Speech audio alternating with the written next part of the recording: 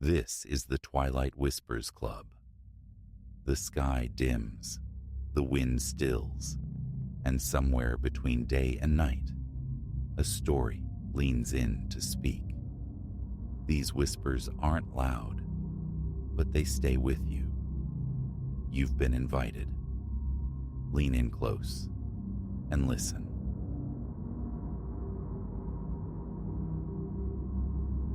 Cypress Hill Necropolis claimed the nights, and I, its unwilling custodian, never craved the sepulchral quiet. $3 more per hour than the day walkers earned, a paltry sum, yet necessary. The fallout from my fractured marriage, having left my accounts barren. 3 months pacing those shadowed acres, and the reason for the post's notorious vacancy began to whisper. It was an October Tuesday, the air honed to an autumnal edge that bit at the nostrils and stiffened the fingers. 2 hours past midnight found me tracing the familiar labyrinthine paths. My flashlight's beam, a nervous probe across tilted headstones. Underfoot, gravel grated a lonely rhythm. A skeletal half-moon bled meager light, deepening the umbrageous hollows. The oldest quarter, a tangle of crumbling markers from forgotten centuries, always felt the most hostile. Whispers of restoration drifted from management, ephemeral as mist. My watch face glowed. 2:17 a.m. 4 hours, 43 minutes stretched between me and the dawn's reprieve. Finishing the circuit, returning to the small solace of the heated security hut. That was the singular goal. Then, impact. One instant I walked. The next, the cold, damp earth met my face with brutal intimacy. A violent shove, it felt like, 2 hands planted squarely between my shoulder blades. Yet, scrambling upright, heart hammering a frantic cadence against my ribs, spinning wildly with the flashlight carving frantic geometries through the dark. There was nothing, only emptiness. Who's there? The question escaped thin, reedy. The light snagged only on weathered stone, and the dry rustle of dead leaves pirouetting on an unseen current. My back radiated heat, not the dull ache of impact, but a focused, searing agony, as if a branding iron had been pressed deep into the muscle. I fumbled a hand back, touching the spot through my jacket. Dry fabric, no tear, no wetness, just the intensifying burn that clenched my jaw. Another sweep of the beam. Stillness. Tombs stood silent sentinel. The heat intensified, spreading across my upper back like spilled mercury, hot and invasive beneath the skin. My voice crackled over the radio. Elias here, Sector C, potential intruder, requesting assistance. A burst of static, then Silas's weary drawl. Acknowledged, en route, maintain position. I did not maintain position. Retreating felt imperative until my back met the cold marble of a large monument, some ostentatious angel weeping over a long-dead industrialist named Thorne. Here, at least, surprise from behind was impossible. The burn settled into a vicious, rhythmic throb. Silas appeared 5 minutes later, his breath pluming in the chill, exertion evident from his hurried trek. Together, we scoured the section. No disturbed earth between the plots, no snapped twigs, no footprints save my own. Nothing. Maybe you tripped, Silas offered, the suggestion hollow. His eyes holding a knowingness he refused to voice. He'd haunted these grounds far longer than I. He wore the look of secrets kept. Somehow, I navigated the remainder of the shift, each footfall sending jolts of fire up my spine. By the time I stumbled into my apartment at 7, The simple act of standing upright was an ordeal. In the bathroom's harsh light, I peeled off my shirt, twisting to view my reflection. Between my shoulder blades, the skin was an angry, swollen crimson, punctuated by clusters of tiny, nascent blisters. It resembled a horrific sunburn, yet confined to a perfect rectangle, roughly the dimensions of 2 handprints laid side by side. That night, I called in sick. The day passed in a prone misery, careful that nothing brushed against my back. The blisters swelled, filling with a clear, glistening fluid. A doctor seemed logical, but the explanation felt impossible. A phantom shoved me. That's when the periphery began to crawl, fleeting movements dissolving upon direct gaze, shadows sliding through doorways in my empty apartment, the constant prickling sensation of being observed. By the 3rd day, the blisters ruptured, weeping, beginning the slow process of healing into raw pink patches. The shadows grew bolder.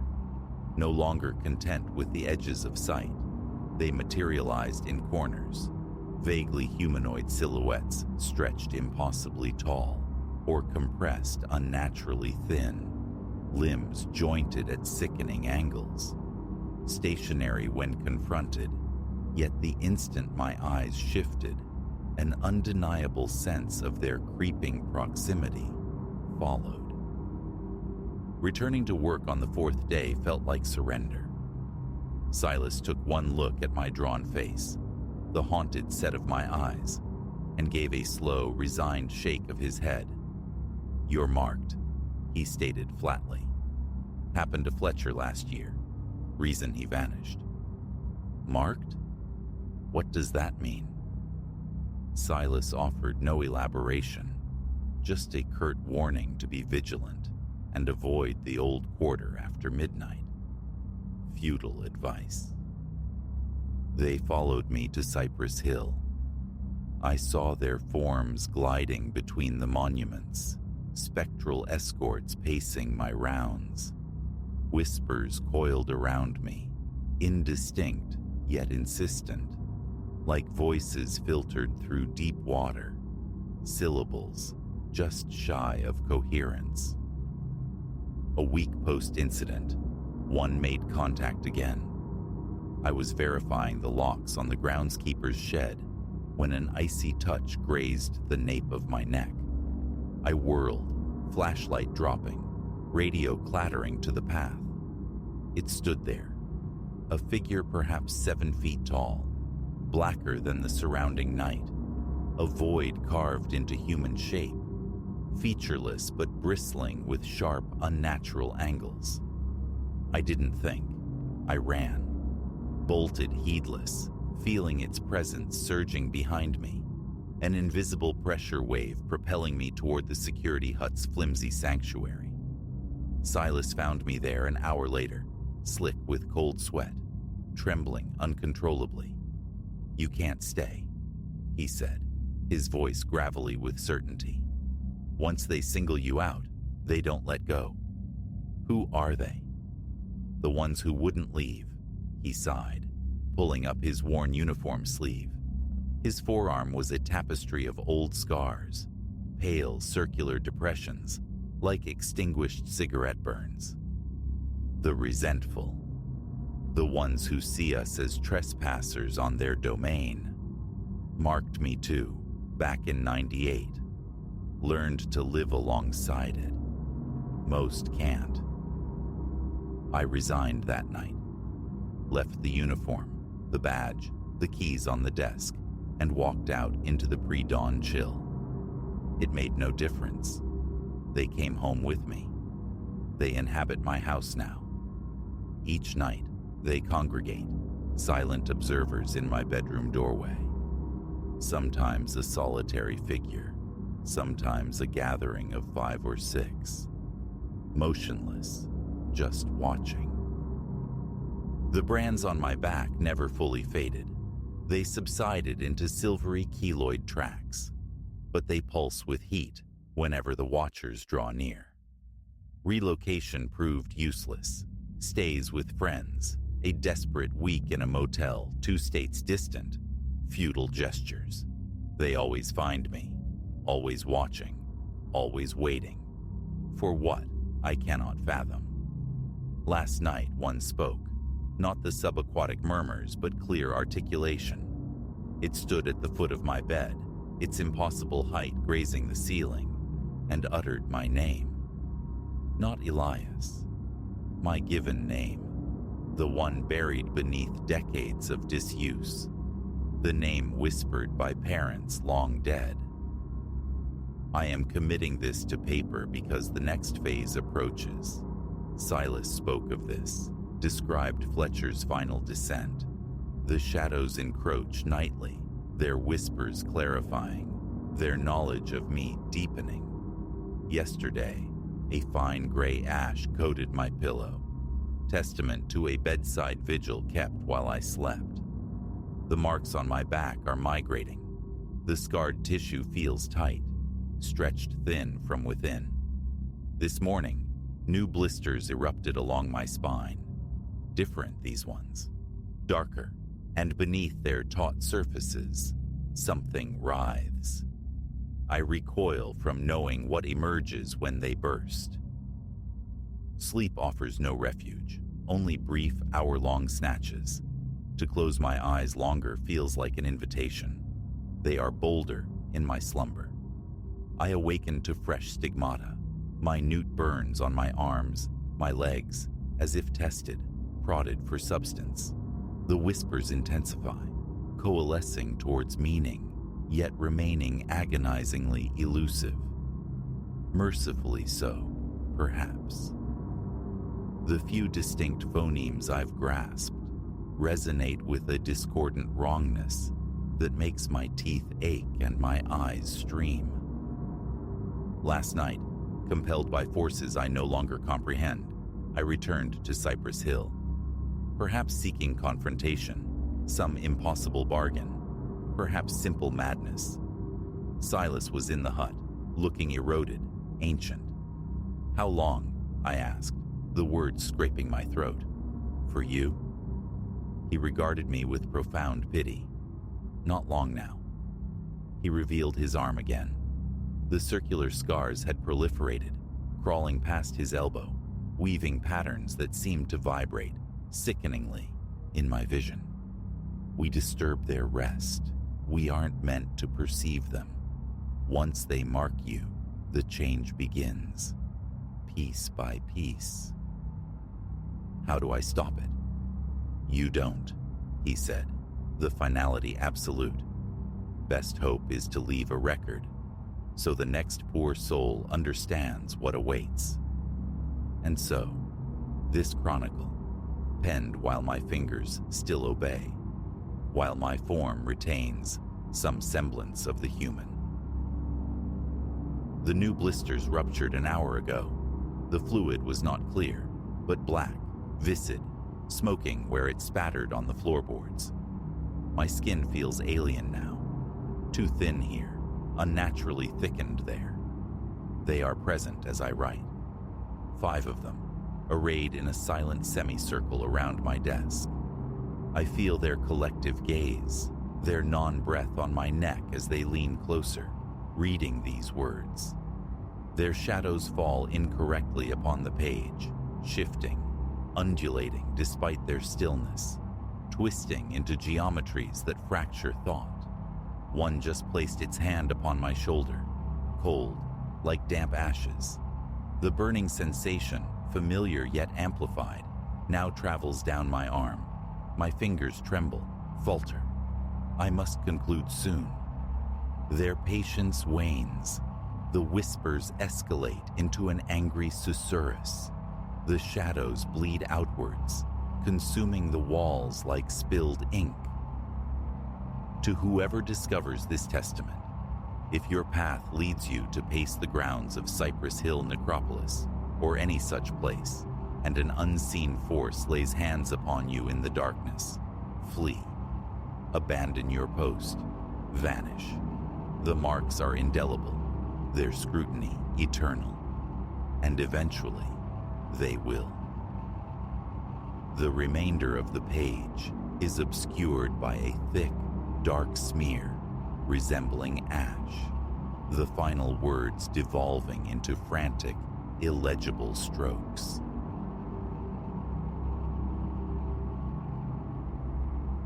My tower's eye sliced the black, a rhythmic pulse against the tempest's fury. Solitude, here at Serpent's Tooth, had always been my balm, a quiet contract between myself and the indifferent sea. But that night, the sea spat forth more than just wreckage. It delivered a dread I couldn't fathom, born from a simple act of rescue witnessed through salt-scoured glass. Silas, they call me. For 20 years, this stone pillar, Serpent's Tooth, has been my world, anchored firm against the Atlantic's moods. The lamp's hypnotic sweep, the ocean's gnashing teeth on the rocks below, the gulls' sharp cries, these were the voices I knew, the familiar liturgy of my isolation, until the storm brought another. November clawed at the coast that year, unleashing a nor'easter of particular malevolence. The ocean became a boiling cauldron, waves like liquid mountains assaulting the tower, shaking its ancient bones. Storms were part of the tooth's nature, yet this one raged with a singular venom. Amidst this chaos, making my rounds, the familiar weight of the wind pressing against the stone, I spied it. A vessel, a mere splinter adrift in the churning gray, its lights sputtering like dying embers. A cold certainty gripped me. They were doomed. Instinct commanded. The foghorn bellowed its mournful warning into the gale.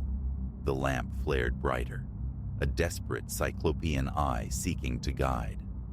But the sea had its prey, dragging the ship inexorably towards the jagged teeth encircling my island perch.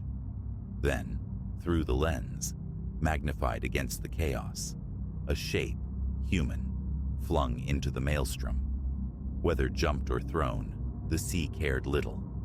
Down the spiraling vertebrae of the tower I plunged, bursting into the wind's teeth and the rain's needles. The cold was a physical blow against the tiny dock on the lee side, a precarious shelf against the roaring dark. The current delivered him, a flailing form I barely recognized as human, struggling weakly against the indifferent heave. A life ring arced through the spray, muscles strained against the sea's relentless pull until he lay gasping on the wet planks, a piece of flotsam given breath. A spectral figure, drenched and shivering, clothes shredded on a skeletal frame, yet breathing. Saved me, he choked, teeth rattling a frantic rhythm against the storm's percussion. I hauled him upright, his weight surprisingly slight. Inside, warmth. A backward glance through the lashing rain. The ship had vanished utterly, devoured whole by the storm. A flicker of failure. Could I have done more? Was quickly extinguished by the immediate need. One soul salvaged was the task at hand. Within the tower's solid circular embrace, I settled him by the cast iron stove, a cocoon of rough blankets around him, steam rising from a mug of tea clutched in trembling fingers. As life's color seeped uncertainly back into his face, I saw him properly. Youngish, perhaps 30, but hollowed out, his deep-set eyes skittering about the confines of the room like trapped birds. Something felt discordant, unresolved, though exhaustion could easily explain such shadows. Silas, I offered, breaking the silence dominated by the wind's howl and the stove's crackle. And you? A pause stretched, a flicker behind the eyes before he spoke. Finian. He offered the name hesitantly, as if testing its weight. Finian, you're safe now, I assured him. When the gale breaks, I'll raise the mainland. A shadow crossed his features then, sharp and sudden, like a gull darting before the sun. No. The word too sharp, too quick. He softened it immediately. No need to trouble anyone. I'm fine here. Strange. But the sea births strange things in men, twists them from their moorings. Rest then, I said. We're marooned until this blows over anyway. I showed him the sparse guest cot tucked into an alcove. As I turned to leave, his hand clamped onto my arm, the grip startlingly firm beneath the damp wool. Thank you, Silas, he repeated, his gaze intense, almost possessive. I owe you. Sleep was a skittish creature that night. The storm still groaned around the tower, a dying beast, but a deeper disquiet resonated within the stone walls, a dissonant note beneath the wind's familiar music. Something about Finian gnawed at me. The phantom ship vanished without trace, his palpable aversion to rescue. I must have drifted, for a noise from below jolted me fully awake. Past 3. The wind had lessened to a mournful sigh through the lantern gallery. Footsteps echoed faintly, furtively, from the living space below. Drawn by a prickling curiosity, I descended the cool stone steps. Near the galley, low, urgent whispers slithered through the pre-dawn quiet. Finian, pacing like a caged thing. Mustn't find me. Safe here. He doesn't know, doesn't suspect. My breath caught cold in my throat. Who mustn't find him? What didn't I suspect? In the stillness, a loose floorboard beneath my foot betrayed me with a groan. The whispering ceased instantly. Silas. Finian's voice emerged from the shadows, jarringly bright, falsely casual. Couldn't sleep, just fetching a glass of water. I stepped into the galley doorway, schooling my features into neutrality.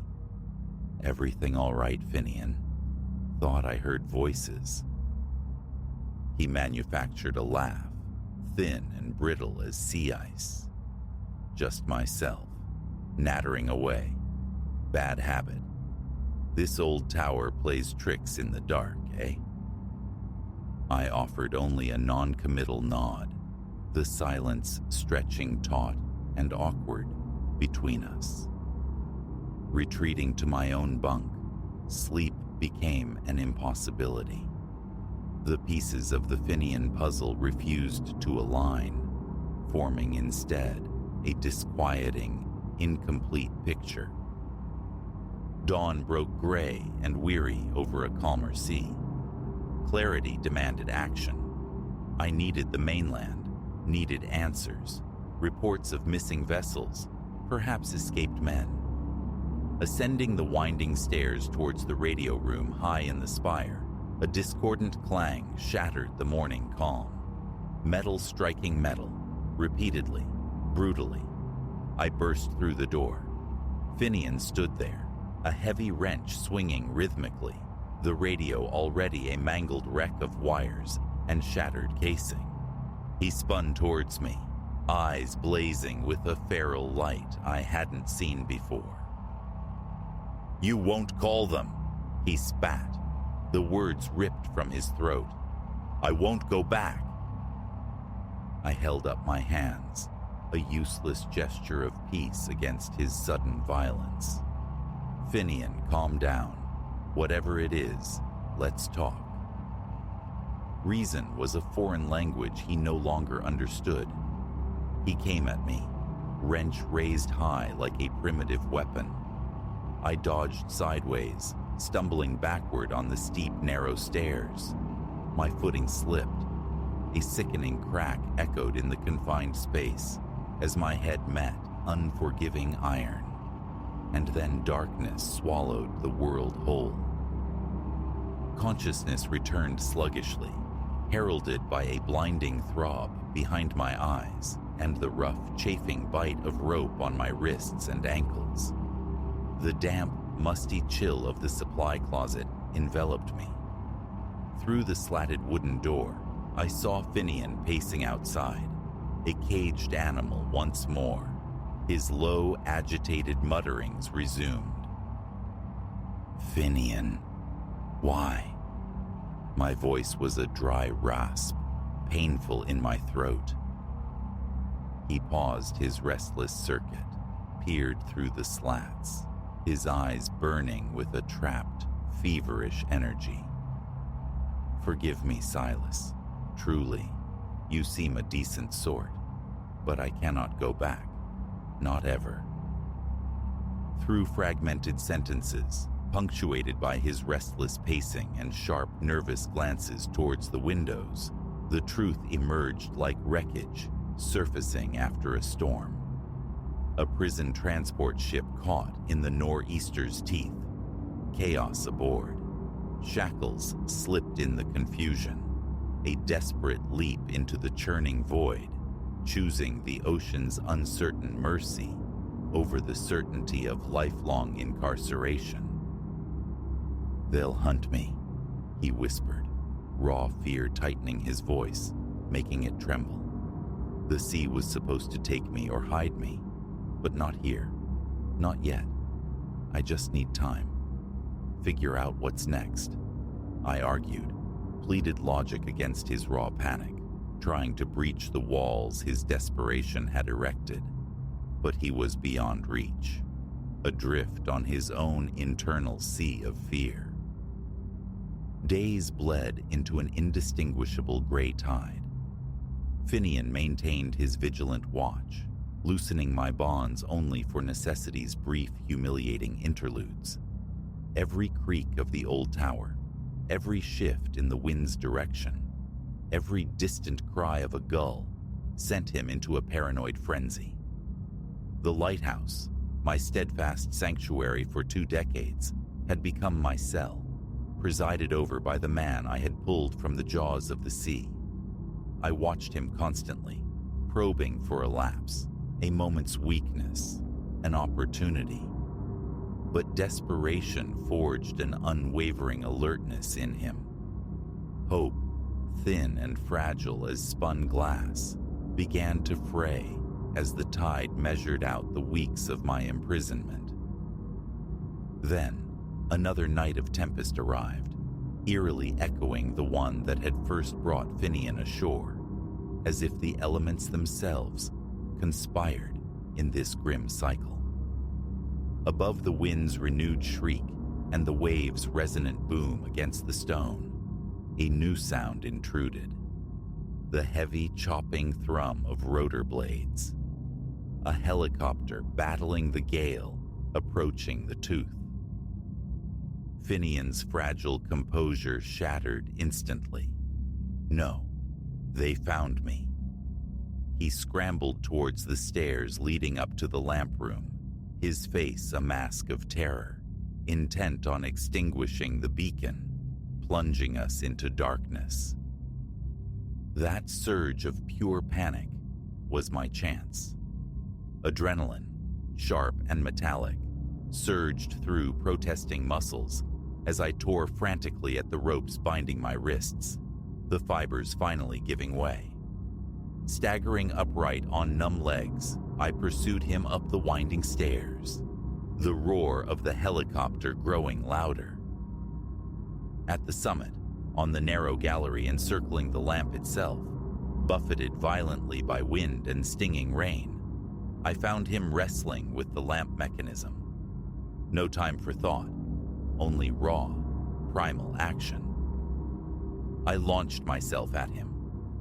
We collided, slipping precariously on the wet iron platform, grappling dangerously close to the abyss where the railing offered scant protection.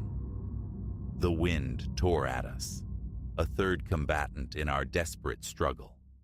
A final desperate heave broke his grip on the railing, sent him stumbling backward. His eyes widened, a fleeting instant of disbelief, of stark terror, as he tilted over the edge, into the screaming void. His cry, thin and sharp, was utterly swallowed by the storm as he fell, a dark shape vanishing towards the jagged rocks far, far below. It was the monthly supply chopper, long overdue thanks to the recent storms. They found me bruised, battered, half-coherent, the harrowing story spilling out amidst the receding shock and the helicopter's downdraft. Later, numbly, I showed them where Finian lay, broken on the shore, reclaimed by the unforgiving elements he had briefly escaped. They automated Serpent's Tooth soon after. Said technology had moved on, that a keeper was an anachronism. Perhaps. Or perhaps the tower now held too many ghosts, its solitude tainted beyond repair for a solitary man. I live ashore now, in a small cottage perched on the mainland cliffs, overlooking the sound. Each night, without fail, I watch the beam sweep its unwavering mechanical path across the dark water. Finian came to my lighthouse seeking refuge, a sanctuary from his past, and in doing so, forged a prison from his own fear, for both of us. The light still cuts the darkness, a tireless, impassive sentinel, and I remain, its silent human watcher, forever bound to this shore, wondering, always wondering, what else the unpredictable sea might one day wash upon my coast.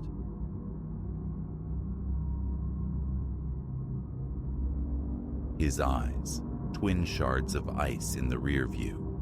That was the precise instant I understood the catastrophic nature of my error. But the understanding arrived far too late. The stranger occupied the seat beside me, the car careening down a desolate ribbon of highway, plunging us both into the deepest obsidian of a night that would forever haunt me. It had unspooled like any other day, the unremarkable tail end of a business trip, a 6-hour pilgrimage homeward, a route etched into memory by dozens of prior journeys. Rain, a merciless percussion against the glass, had besieged me since escaping the city limits. Weariness settled like sediment in my bones, a profound exhaustion that made my eyes feel scraped raw and my thoughts drift like smoke. I'd just clocked a sign promising the next town lay 50 miles distant when his silhouette materialized, a solitary figure against the deluge, thumb extended, drenched and isolated. My headlights painted him briefly, a battered knapsack, a face etched with a fatigue mirroring my own. Never before had I entertained the notion of welcoming a hitchhiker. It violated every tenet of caution drilled into me.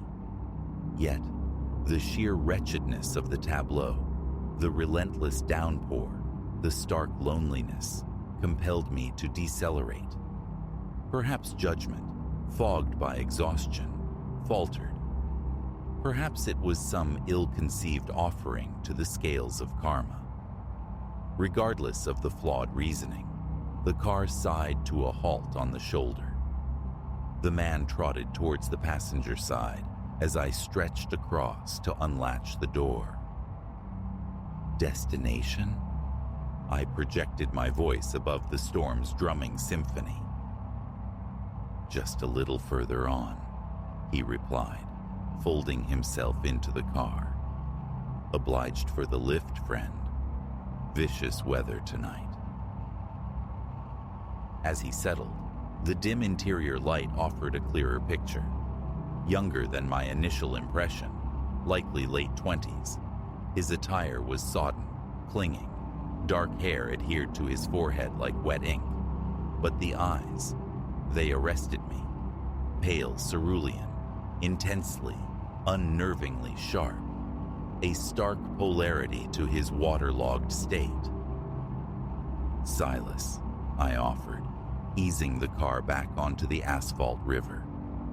"Town's about 50 miles up. That get you close enough?" He inclined his head, the faintest curve touching his lips. "Perfectly sufficient, Silas. Name's Caleb." Silence descended then, thick and palpable, punctuated only by the hypnotic sweep of the wipers and the engine's steady drone. Peripheral glances caught Caleb sitting utterly still, gaze fixed forward, that cryptic half-smile unwavering. "So," I ventured, attempting to dissipate the awkward quiet, "what finds you stranded out here in this downpour?" Caleb turned his head, and his gaze met mine directly. A frigid current traced my spine. Something resided there now, a glacial quality absent moments before, prompting an involuntary tightening of my grip on the wheel. "Oh, you understand," he murmured, his voice low, eerily level. "Just navigating toward my necessary place." I managed a nod, adrift for a suitable response. The ensuing silence felt heavier, almost suffocating. My hand reached instinctively for the radio, desperate for any noise to breach the tension. Caleb's hand shot out, clamping onto my wrist. His grip possessed the unyielding strength of cold iron. "I wouldn't recommend that, Silas," he breathed, the softness of his tone belying the pressure. "We have matters to discuss, you and I." My pulse surged, a frantic bird trapped in my chest. I strained against his hold, but it remained absolute. "What is this?" My voice fractured. "Let go." "Maintain your course," Caleb commanded, his inflection permitting no dissent. "And attend closely." I obeyed, my thoughts a chaotic vortex. How had this ordinary drive devolved into this? What did he intend? "You're likely questioning the purpose of this," Caleb stated, seemingly plucking the query from my mind. "The reality, Silas, is that you're not the first soul I've shared a ride with tonight. You may, however, prove to be the terminus." A clammy sheen broke out across my forehead. "What are you implying?" I asked, a dread certainty coiling within me. His grip on my wrist eased fractionally, yet the implicit threat kept me pinned. "I've walked this particular stretch for a long duration, Silas, longer than your mind can readily grasp, and I've observed that individuals like yourself, the benevolent ones, the good Samaritans, share a fundamental core." He leaned nearer, his breath ghosting my ear. "You all persuade yourselves it's virtuous, don't you? Aiding a fellow traveler. But the unvarnished truth? You do it for the self-congratulatory warmth it provides. It allows you to affirm your own perceived decency." A protest died on my lips, fear strangling the words. "But I ponder," Caleb mused, "how benevolent you'd remain if you comprehended the entirety, if you knew what became of the others who offered me passage." My blood turned to glacial slush. Others. What horrors lay veiled in that word? "Take the approaching right turn," Caleb instructed, gesturing toward a narrow dirt track, barely discernible in the gloom. I hesitated, my foot hovering above the brake. This juncture, a potential escape. Stop, fight, flee. As if intercepting my frantic calculations, Caleb pressed something dense and metallic into my flank. A poor choice, Silas. This firearm has already been quite active this evening. Don't compel a repetition. Any fragile hope of escape disintegrated. With trembling hands, I navigated the turn. Trees loomed, skeletal branches scraping the car's flanks like claws. The headlights struggled, piercing only a few yards into the oppressive blackness ahead. "Have you observed, Silas?" Caleb remarked with unsettling casualness, as if we were merely companions on a nocturnal jaunt, that most people, upon realizing their imminent peril, resort to begging, pleading, promises, offers of wealth. You, however, you exhibit a different quality. I swallowed against a constricted throat, striving for vocal stability. "What is it you want?" Caleb emitted a low chuckle, utterly devoid of mirth. "What do I want? An excellent query, Silas. Truly, a profound question." We proceeded in silence, traversing what felt like an eternity, compressed into mere minutes. The track deteriorated, the vehicle bucking and jolting over unseen ruts and stones. At length, we emerged into a small clearing. Caleb directed me to halt. "Kill the engine," he ordered, "but keep the headlamps active." I complied, my hands shaking so violently I fumbled with the key. The abrupt quiet was stunning, amplified by the rain's persistent drumming on the roof. "Exit the vehicle," Caleb stated deliberately. Opening the door, I stepped into the cold, driving rain. It plastered my shirt to my skin instantly. Caleb followed, the gun unwavering. "Proceed to the front of the car," he commanded. As I obeyed, the beams illuminated a sight that caused my stomach to heave. An excavation, starkly rectangular, carved into the sodden earth. A grave. "You've likely deduced the situation by now," Caleb said, positioning himself beside me. "This marks the conclusion of your travels, Silas." I stared at the raw earth, my mind refusing to assimilate the reality. This was surreal, a nightmare from which I'd surely awaken. Yet, the chill rain, the sucking mud beneath my shoes, the unyielding pressure of the gun at my back, all agonizingly tangible. Why? The word felt ripped from my throat. Why this? Caleb remained silent for a protracted moment. When he finally spoke, his voice was softer, tinged with an almost melancholic quality. "Because it is necessary, Silas.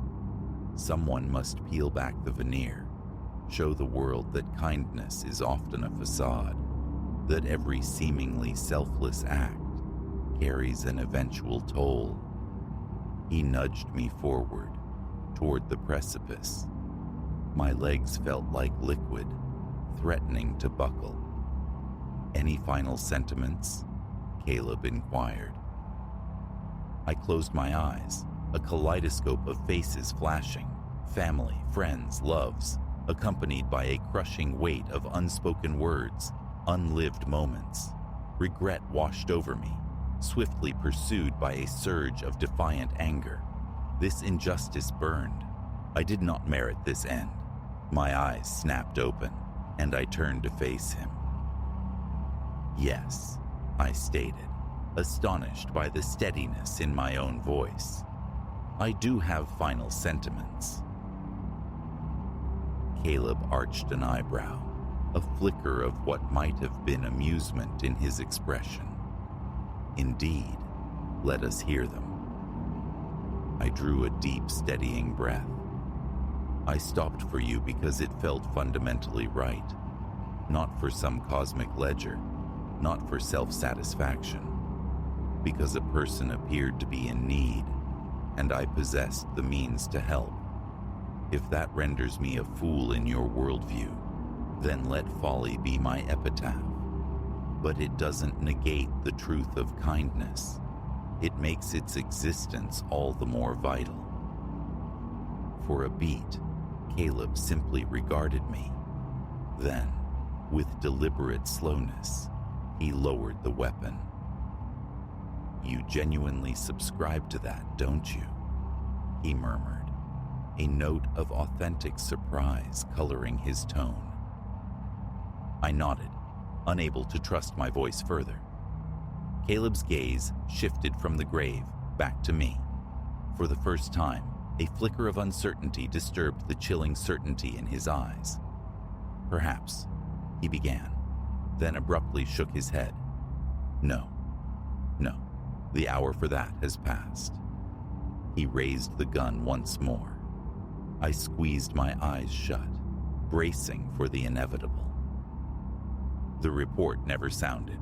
Instead, a distinct thud broke the night's rhythm. My eyes flew open. Caleb lay sprawled on the muddy ground, the gun inert beside him. Looming over him stood a uniformed police officer, taser extended. More patrol cars materialized, their flashing lights slicing through the darkness, painting the rain in strobes of red and blue. As they secured Caleb, leading him away, one of the officers approached me. "Sir, are you unharmed?" he inquired.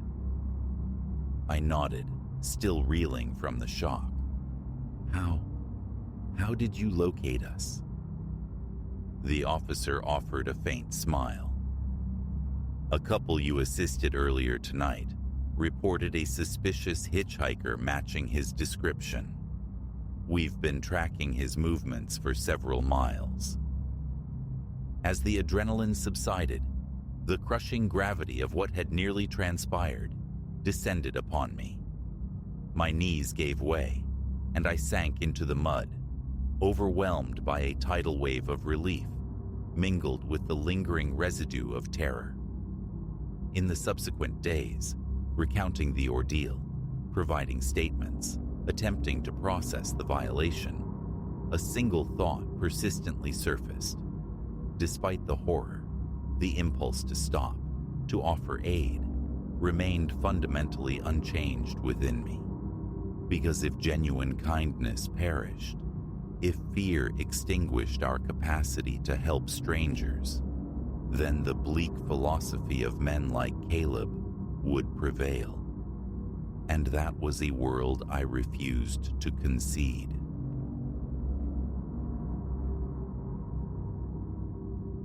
Last night, they were audible once more, seeping through the partition like insidious damp. My first thought, a jolt of pure adrenaline, was intrusion. Some shadow slipping into my home. I scrambled from bed, heart a frantic drum against my ribs, stumbling into the living room clad only in boxers.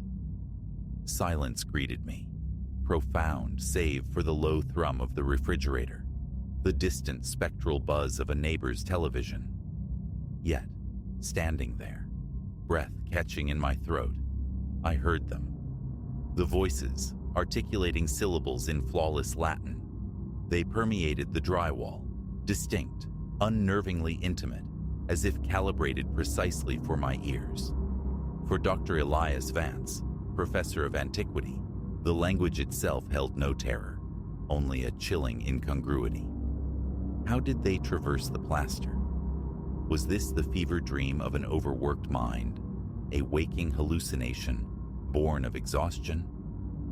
The words, however spectral their source, raised the fine hairs along my arms with the undeniable chill of the real.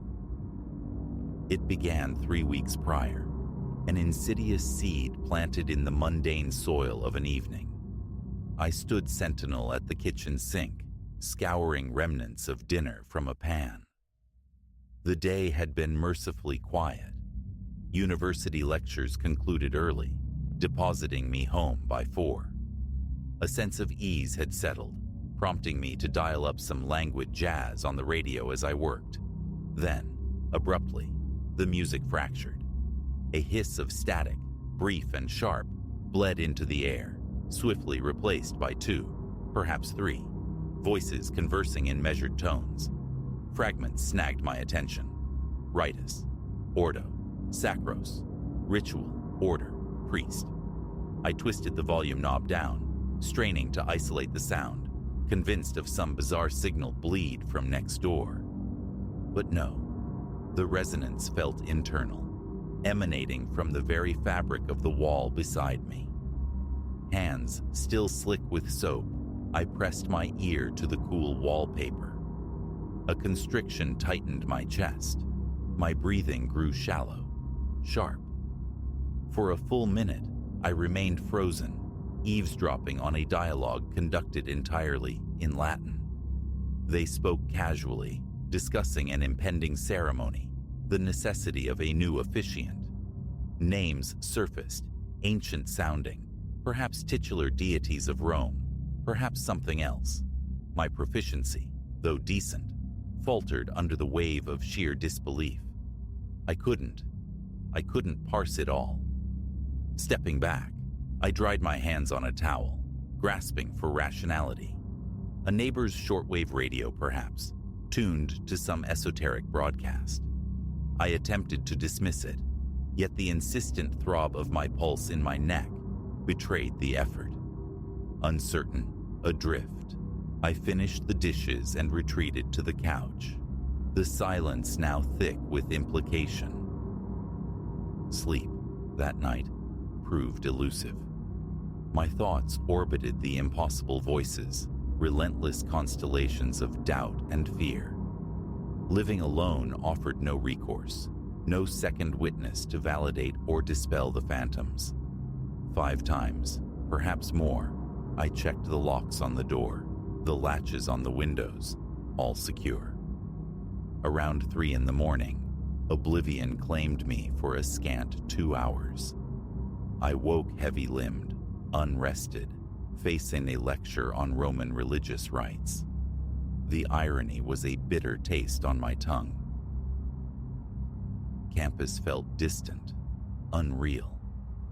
I fortified myself with acrid coffee, attempting to corral my focus onto lecture notes, but the syllables Ordo and Sacros echoed persistently, phantom sounds superimposed over the scholarly text. I knew I had heard them through my wall. The subsequent days became an exercise in forced normalcy. Rise, breakfast, campus, lecture, grade, return home. Each evening unfurled with a forced distraction. Television, reading, a flimsy barricade against the inevitable. Around midnight, they would begin. 10 minutes, invariably, of calm, steady Latin. Sometimes, words surfaced hinting at sacrifice, though never explicitly violent. Incense, altars, whispers of a concealed locus. A knot would tighten in my gut with every utterance. I took to pacing, pressing my ear against different sections of wall, exploring the chill silence of the basement, where only dust motes danced in the weak light filtering through high windows. After a week, the edges of my composure began to fray. My body became a tightly wound spring. Appetite dwindled. Every creak of the floorboards, every rustle of leaves outside sent my eyes darting, searching the familiar corners of my house as if seeing them for the first time. One night, the presence felt amplified, the voices louder. I lay suspended in the hypnagogic state between wakefulness and sleep when they seemed to resonate directly through the headboard. I bolted upright, staring into the oppressive darkness. my heart hammering a frantic rhythm against my eardrums. The voice nearest, chillingly close, spoke of a Novus Dux, a new leader, a new guide. The phrase froze me, rigid as stone, a film of cold sweat blooming on my forehead. A desperate impulse seized me. I whispered into the darkness, "Qui ses?" Who are you? My own Latin rusty, hesitant. No reply came. They continued their discourse, oblivious or indifferent. My breath hitched. My mouth was desert dry. Fumbling, I switched on the bedside lamp. The sudden glare was painful. My knees trembled as I rose and pressed my ear flat against the wall. The voices receded, dissolving into silence. Only the ragged cadence of my own breathing remained. Tentatively, I rapped the wall with a knuckle. Hollow. A flat, empty sound. I'd always known the walls were thin, artifacts of hasty post-war construction, but the possibility of something behind them had never occurred. The following day, I sought external anchors. I telephoned Dr. Alistair Finch, a colleague in the archaeology department, a man with a known penchant for obscure transmissions and linguistic oddities. Casually, I inquired about radio interference mimicking ancient tongues. Alistair chuckled, dismissing the notion but offered plausible, mundane explanations. Old buildings, he reminded me, sometimes acted as unintentional receivers for stray frequencies. He also gently suggested the phantoms might be auditory hallucinations, specters conjured by stress and fatigue. The explanation chafed. I craved logic, yes, but not one that painted me as unreliable, unraveling. The possibility felt like a betrayal of the chilling clarity of the experience. Thanking him curtly, I ended the call, the weight of isolation pressing down heavier than before. That night, they returned. Armed with a notepad and pen, I sat vigil in the living room, every light blazing against the encroaching dark. The house was preternaturally still. I waited, tapping the pen against my thigh, nerves stretched taut. Then, the familiar cadence began, this time seeming to originate from behind the towering oak bookshelf. I nearly vaulted from my chair, dropping to my knees, pressing my ear to the junction of wood and plaster. At least 2 distinct speakers, possibly a third. Certain words recurred, insistent: tempus, paratus, invoco, discipulus. Time. Ready, I invoke, disciple. I scribbled them down, the context elusive, but the implication terrifyingly clear. They spoke of preparation, of initiation. They were preparing me. A wave of icy perspiration tracked down my spine. My stomach clenched.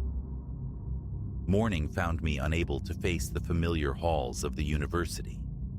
An email citing a sudden migraine secured my absence.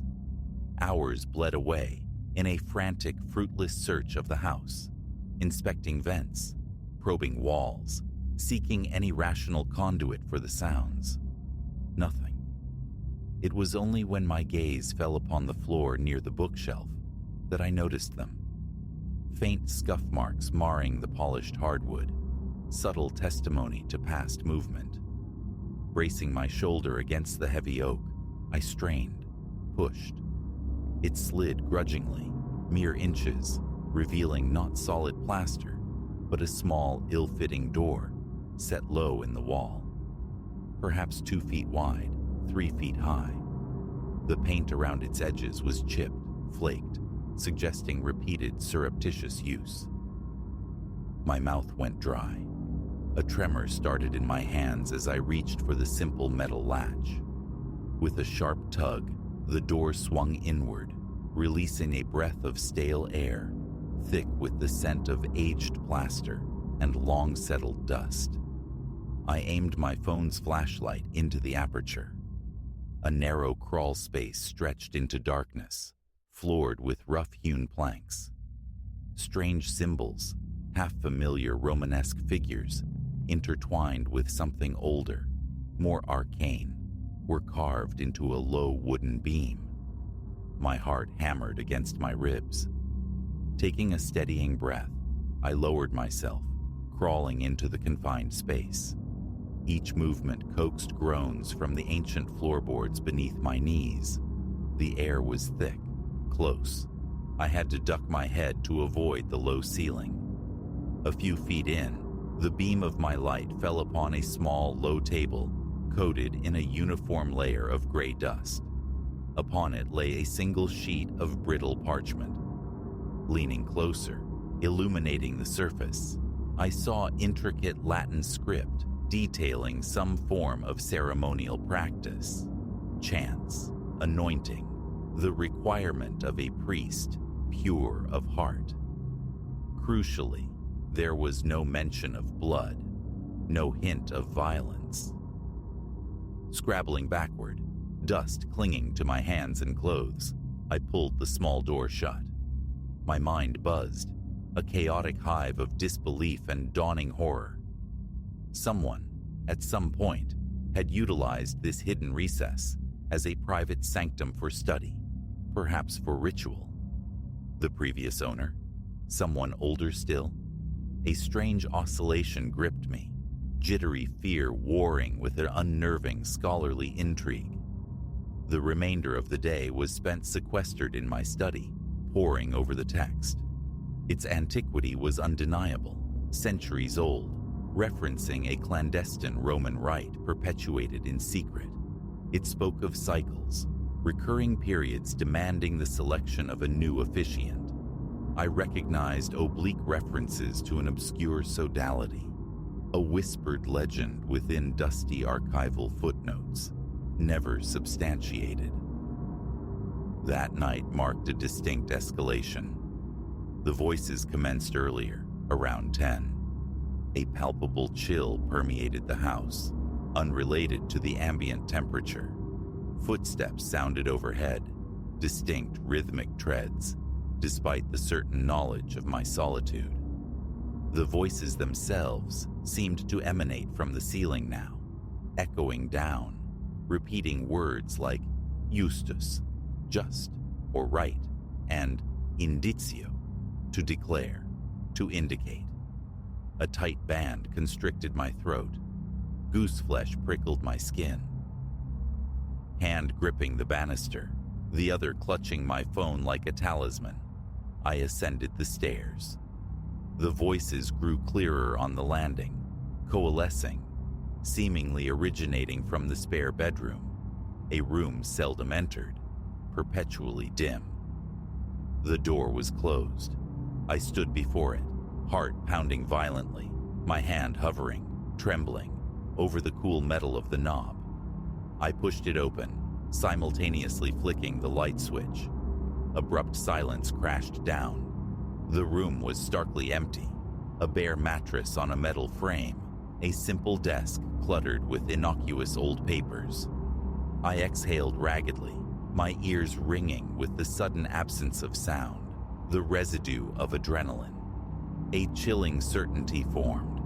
I was being guided, herded through my own home, like a reluctant player in an unseen drama. Drawn towards the desk, I absently sifted through its drawers. Beneath a layer of dust lay an old pocket-sized dictionary of Latin terms and a small black cloth-bound notebook. Flipping it open revealed pages filled with meticulous notes, also in Latin. References to rituals, specific dates, cryptic notations concerning an ancient cult, the same fraternity hinted at in the parchment. My mind pulsed with a stressed intensity. A tingling numbness spread through my fingers. I scanned the entries, absorbing details about preparing the locus, consecrating the dwelling for the next officiant. They had been planning this, preparing this space, for a long time. The final entry struck me with physical force. Qui praeterita docet, futura ducet. He who teaches the past will guide the future. My legs felt suddenly weak. My breath came in shallow, rapid gasps. I taught ancient history. That night, the couch became my refuge. The glare of the living room lights a flimsy shield against the dark. Sleep was a shallow, troubled state. Around 3, the whispering began anew, insidious tendrils curling from the walls. A single voice this time, uttering a short, repeated phrase. Instructions, a command to return to the crawl space. Eyes burning with fatigue, feeling utterly cornered, I rose. The bookshelf groaned aside. I crawled back into the dusty confines. The small table now held a second piece of parchment. Or perhaps it had been there all along, overlooked in my initial shock. This one bore a simple list. Tall white candles, a bowl of water, a plain robe, a small metal emblem, fashioned in the shape of an ancient temple. My hand shook as I held the parchment, questions swarming. Who placed this here? When? Why? The rush of adrenaline was a hot flush across my face. Pulling myself out, I sat heavily on the floor, limbs trembling, wiping perspiration from my brow. The randomness dissolved, replaced by the chilling certainty of intention. This wasn't happenstance, not echoes of the past. Something, some intelligence, was actively steering me towards this role, this ancient duty. I recoiled from the prospect, yet the house itself, the persistent voices, the discovered texts, they formed a confluence of pressure, pushing me inexorably forward. For several days, I fought back with denial. I immersed myself in routine, lectures delivered with brittle energy, papers graded with feigned concentration. But each night, the voices returned, more insistent now. They began to weave my name, Elias, into their Latinate pronouncements. They urged me to gather the items. The instructions replayed. Procure the candles, the water, the emblem. My pulse leaped at every mention of the Novus Dux.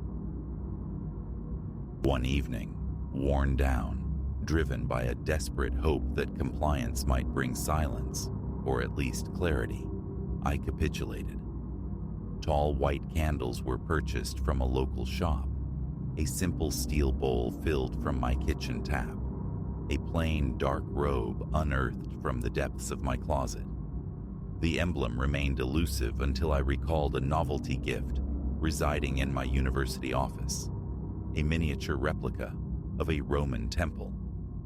After hours, under the cloak of campus quiet, I let myself into the deserted building. My hands trembled as I retrieved the small metal object from my desk drawer. The empty corridors seemed to watch. Shadows stretched long and distorted under the security lights. Back home, I arranged the items on the kitchen table. My stomach churned. A familiar tension headache began to tighten its grip behind my eyes. As if summoned, the voices resumed, low murmurs guiding me towards the crawl space. Awkwardly, I dragged everything through the small opening, crawling on elbows and knees, coughing in the swirling dust. Inside the cramped darkness, I arranged the candles around the small table, their flames sputtering to life, casting flickering, distorted shadows.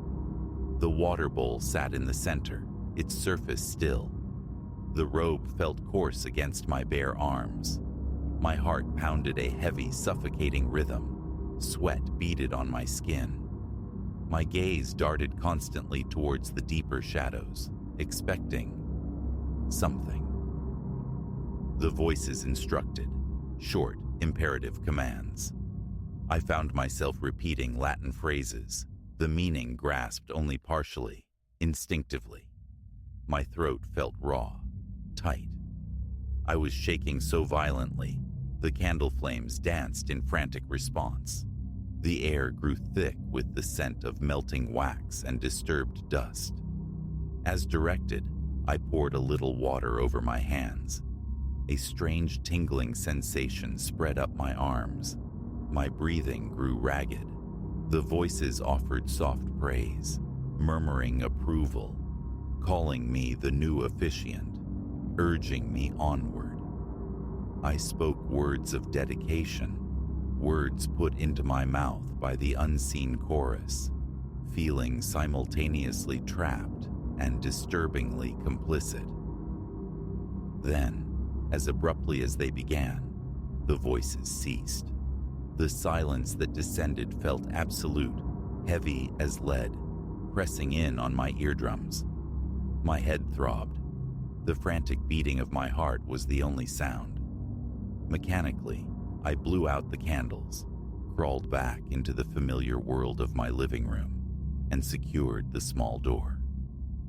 Leaning against the wall, my shirt clinging damply to my skin, I felt a strange admixture of profound relief and a deeper, colder fear. This wasn't an ending. It was an initiation. In the ensuing days, the walls remained largely silent. Occasionally, a faint whisper would brush against the edge of my hearing, ephemeral, indistinct. The ritual items remained hidden in the crawl space, a secret cache I didn't know how to dismantle. I threw myself into work, lecturing on the intricacies of the Roman Empire with a hollow, forced enthusiasm, unable to shake the persistent sensation of being observed. At home, fleeting moments of presence, a feeling of unseen eyes at my back, the barest phantom of soft chanting, served as subtle reminders, less intense, but no less real. Now, 3 weeks have passed since that night. I exist in a state of perpetual, low-grade tension, a man bracing for the next tremor. I know this isn't over. The parchment spoke of repeated ceremonies, each more involved, more demanding. The sodality, the ancient group behind this elaborate invisible orchestration, must still exist, somewhere, pulling strings from the shadows, preparing me through whispers. I despise the feeling of manipulation, yet candor compels me to admit a sliver of dark curiosity. This house guards secrets far older than its plaster and beams, and I, Elias Vance, have stumbled into a role meticulously prepared, waiting. The irony remains sharp. A professor of ancient history, now an acolyte in a living ancient practice. I cannot guess what comes next, but each night, as I court uneasy sleep, I listen. I half expect the subtle shift in the silence, the first Latin syllable instructing me to prepare once more. And I know, with a chilling certainty that settles deep in my bones, that I will not resist. Perhaps I am ready, or perhaps I am simply too far immersed in the ritual to ever find my way back. It has begun, and I am irrevocably within it.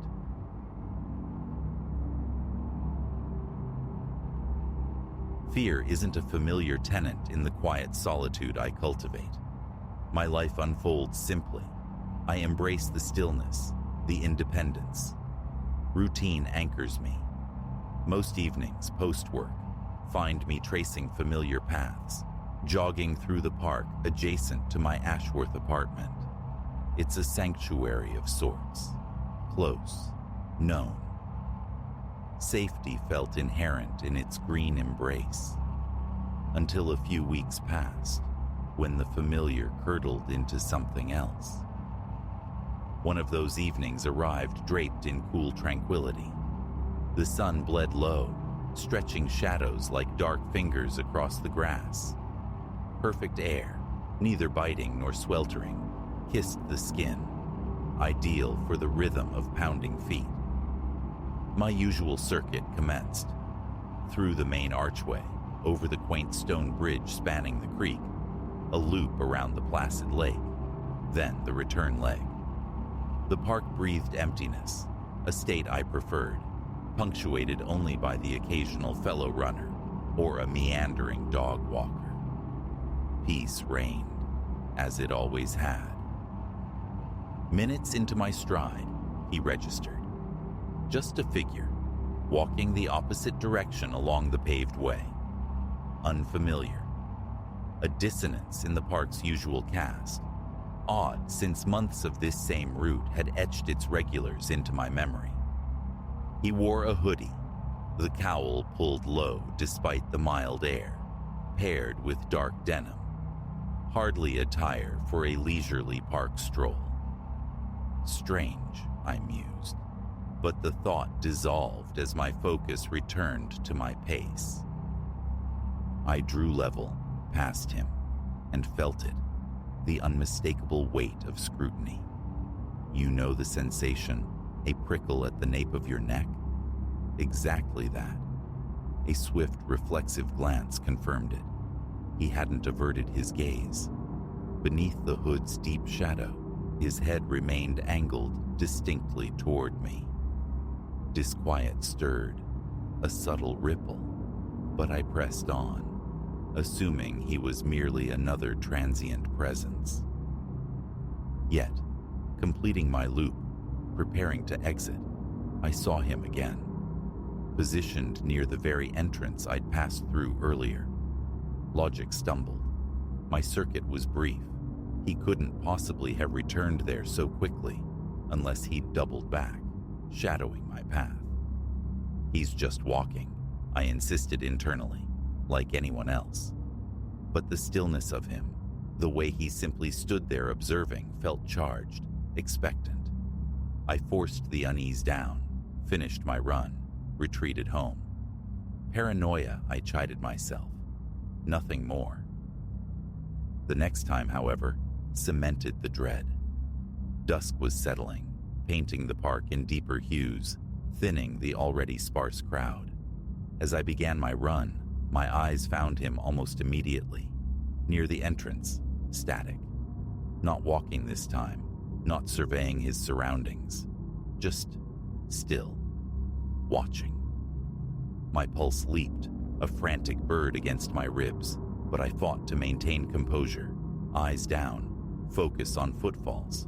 I ran past without acknowledgement. Rounding the lake, a backward glance revealed emptiness where he'd stood. Relief, potent and swift, washed through me. See, nothing.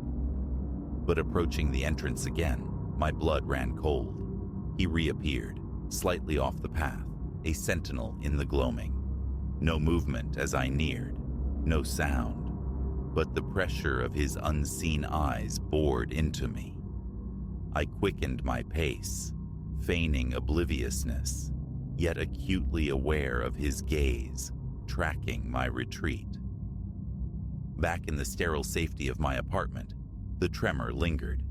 The image persisted, the hooded silhouette, the obscured face, that unwavering focus. I tried to rationalize, to laugh away the growing knot of fear. Just some guy. Parks are public. Yet, the wrongness of it clung like damp air. Over the ensuing week, I became a strategist of avoidance. Varied times, altered start points, futile efforts. Each attempt met the same outcome. He materialized, always near the entrance, always watching. Sometimes standing aside, sometimes walking counter to my direction, but invariably present, as if tethered to my schedule by some unseen thread. One evening, desperate, I overhauled my strategy entirely. An earlier start, late afternoon sun still bright. I entered from the park's far side, near the lake, hoping the unfamiliar approach might disrupt his pattern. The first half yielded blessed anonymity. Relaxation began to bloom. Perhaps it had been coincidence, my anxieties painting shadows where none existed. But as my loop neared its conclusion, hope withered. There he was, further down the path this time, walking with the flow of my direction. Instinctively, I slowed, hesitant to overtake. The moment my pace slackened, he stopped, stepped off the asphalt onto the grass, watching, waiting. A leaden weight settled in my gut, follower or mere eccentric. The distinction blurred, irrelevant against the rise and tide of certainty. This wasn't right. Decision crystallized. Evening runs were over. The unease was too high a price. Mornings, I resolved. Sunlight would be my shield. Days later, inexplicably, foolishly, I found myself back at the park as twilight descended. Stubbornness, perhaps? A refusal to be cowed? I opted for a compromise. Stick to the well-lit main drag. Stay close to the entrance. Safety in visibility. Initially, the path remained clear. Relief flickered again. Maybe he wasn't here tonight. Maybe the phantom was exorcised. Then, midway through my truncated loop, I saw him. Ahead. Standing just off the primary path, on a smaller trail snaking into a denser, more secluded thicket. His form, half swallowed by the trees' encroaching gloom. My pace faltered, heart hammering against my sternum. Don't look, don't acknowledge. I knew, with chilling certainty, he anticipated my approach. I forced my legs into a steady rhythm, projecting nonchalance, eyes fixed ahead, almost past him. Then, he moved, stepped directly onto the main path, turning, beginning to walk towards me. My breath hitched, turned back. Too obvious, too much like flight. I kept moving forward, a mask of calm stretched thin over rising panic, acutely aware of his closing proximity. The unseen eyes. As our paths converged, he angled sharply across the pavement, an interception maneuver devoid of casualness. Deliberate. My feet froze, mind racing. Options flickered, turn, sprint. But could I outpace him? He was closer to the exit, seemed to possess an unnerving familiarity with the terrain. I started walking again, faster now, but he mirrored my speed, maintaining a distance just close enough to feel like a physical pressure behind me. A peripheral glimpse caught the hooded figure, face still obscured, steps unnervingly silent, keeping pace. Trapped, heart pounding, thoughts scattering like startled birds. To my right, a small clearing opened onto another trail, a less traveled loop rumored to lead back towards the road. Unfamiliar territory, but the only viable chance. I veered abruptly, plunging towards it, praying he wouldn't follow. The prayer died unspoken. Footsteps sounded behind me, quicker now, closing the gap. He was following. All doubt evaporated. Raw instinct took over. I broke into a dead sprint. Legs burned, air tore at my lungs in ragged gasps. No looking back. Only the frantic rhythm of my own flight and the heavy, rapid thud of his pursuit. Gaining. The trail became a tunnel of whipping branches, scraping bare arms, panic clouding vision. Just as exhaustion threatened to buckle my knees, a glimmer ahead, the faint sodium glow of streetlights, the distant hum of traffic. Road, so close. I surged, legs trembling, lungs aflame. His presence felt like a physical force inches behind me.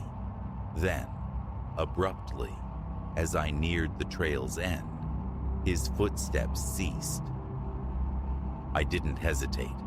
Bursting from the trees onto the roadside verge, I waved frantically at a passing car, a desperate plea swallowed by indifference. They drove on. Turning, heart hammering against my ribs like a trapped bird, I scanned the trail entrance. Empty. He was gone. Vanished back into the shadowed woods. I stood there, gulping air, ears ringing, watching the silent, menacing tree line, half expecting him to re-emerge. Nothing. Only the deep shadows and the sudden, profound weight of my solitude. Eventually, shaky and drained, I found my way home. The park remains unvisited. I cannot return. The mere thought conjures the same icy dread, the visceral memory of being hunted. Who he was, what motive fueled his silent pursuit, I'll never know. But the certainty remains. He was following me. And had I not run, had I not found that desperate escape route, the evening might have ended differently. Now, the simple thought of jogging clamps a knot in my stomach. The quiet of my apartment feels less like peace, more like a breath held too long. He might still be out there, a patient shadow in the familiar green, waiting. That park is a geography of fear now, a place I'll never tread again.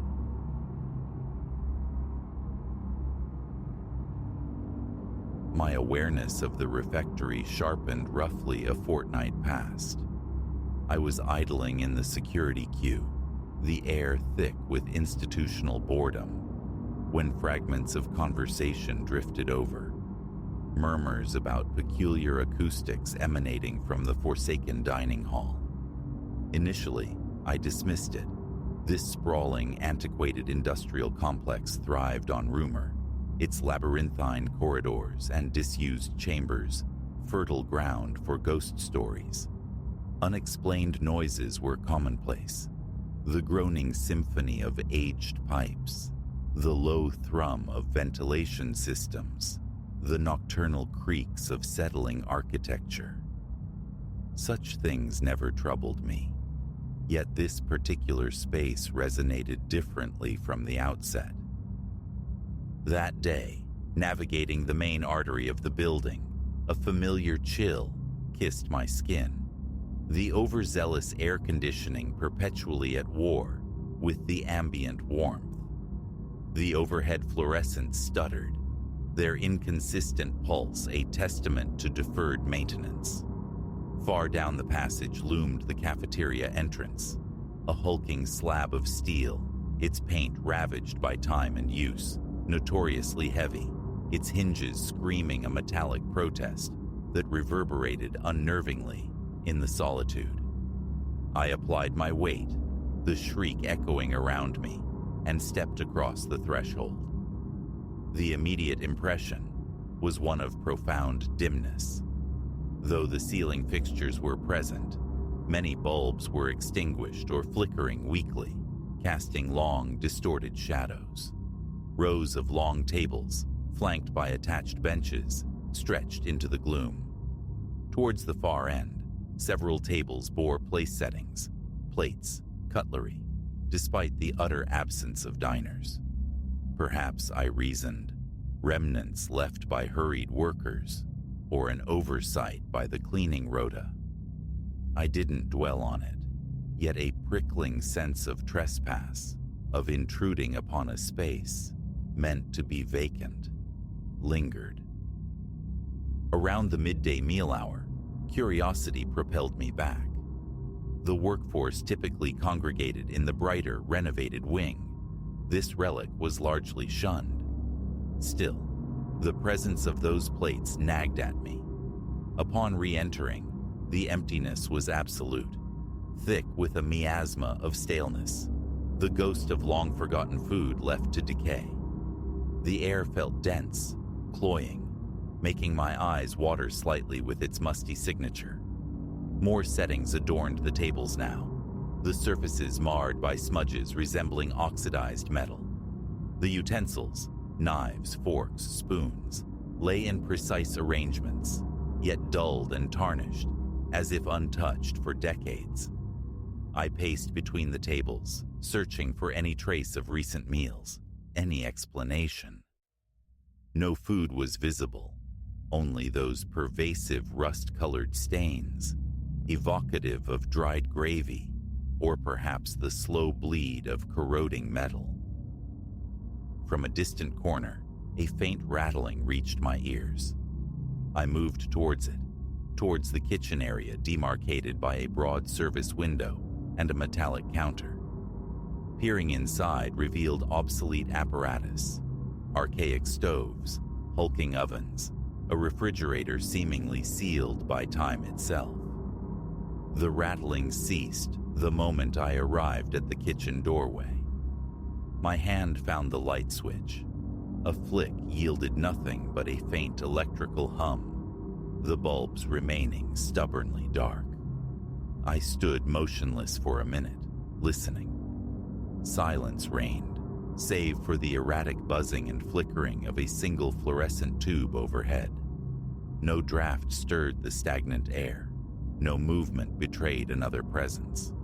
And yet, the distinct sensation of being observed, of someone standing just behind me, prickled my neck. I spun around, heart hammering against my ribs. Only the vacant expanse of the dining hall met my gaze. My palms grew slick with sweat, my throat constricting.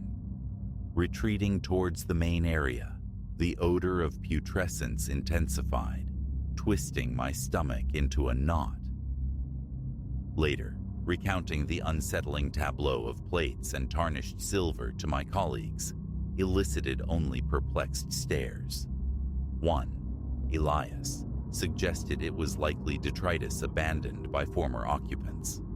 Another, Marta, advised steering clear altogether, citing pervasive mold and decaying equipment in the old sector, warning it was a surefire way to fall ill. None, however, corroborated the sounds. The building was simply old, they insisted, prone to groans and rattles. Self-doubt began to creep in. Was I merely projecting unease onto mundane neglect? The following day, however, brought an auditory phenomenon I could not rationalize away. I was traversing the corridor past the cafeteria, late in the afternoon. Our shifts often stretched into the early evening twilight. The passage was hushed, my own footfalls the only sound, until a distinct clinking began. Not the isolated chime of a dropped fork, but a complex chorus, silverware scraping against ceramic, the unmistakable soundscape of a bustling dinner service. It conjured images of a crowded eatery, a stark contrast to the known desolation of this place. The sound amplified as I neared, echoing down the corridor, raising gooseflesh on my arms. Rounding the final corner, I stood before the steel door. The clatter was louder now, possessed of a steady, rhythmic quality, as if a multitude of diners were indeed engaged in a meal. Hesitation gripped me. My breath hitched. Placing a hand on the cold metal handle, I pushed. The familiar shriek of the hinges sliced through the phantom din, and instantly, like a switch being thrown, the clinking ceased. Silence descended. I scanned the room, utterly deserted. The tables were laid once more, but their number had increased. At least 12 place settings were now distributed across 3 tables. Each plate bore the same rust-hued markings. The cutlery appeared even older, more heavily tarnished, yet arranged with meticulous precision, poised for imminent use. I advanced slowly, my pulse a frantic drum against my sternum. The overhead lights buzzed their uneven rhythm. The stale odor, more potent than before, assaulted my senses, reminiscent now of gravy left to congeal and sour in oppressive heat. My stomach churned violently. No actual food was present, only this olfactory assault of decay. My eyes watered again, and I recoiled, fighting the urge to gag. Who was arranging these spectral meals? I searched the floor for footprints, any sign of recent passage, but found only settled dust and indeterminate debris. I resolved to leave, to report this escalating strangeness. Perhaps security would investigate. But upon reaching their office, I found them preoccupied with some other minor crisis. My concerns waved away. One guard jested about the cafeteria's spectral residents playing tricks. His levity felt misplaced. Another simply advised me to avoid that wing. Frustration mingled with a flush of embarrassment. That night, an unsettling residue clung to me. Sleep offered no refuge, punctuated by dreams, filled with the grating scrape of forks on china and indistinct figures seated at those shadowed tables. I awoke abruptly, drenched in cold sweat, sheets clinging damply to my skin, staring into the oppressive darkness of my room, struggling to regulate my ragged breathing. I decided then I had to return the next day. I needed confirmation. Was my sanity fraying, or was something genuinely occurring? The following morning, though weary, I made straight for the cafeteria. It was early. The corridors were largely deserted. I noted immediately that the heavy steel door stood slightly ajar, an anomaly, as its weight typically ensured it swung fully shut. Slipping inside cautiously, I was met by air, thick with a new scent. Something acrid, burnt. In the perpetual twilight, I discerned the tables, set anew. But the plates seemed different, chipped now, their edges jagged. The utensils bore deeper stains. Had they always been damaged, my previous observations imprecise? I rubbed my eyes. Then, a whisper, faint but distinct, breathed my name. Silas. My heart leaped. I froze, every muscle tensed.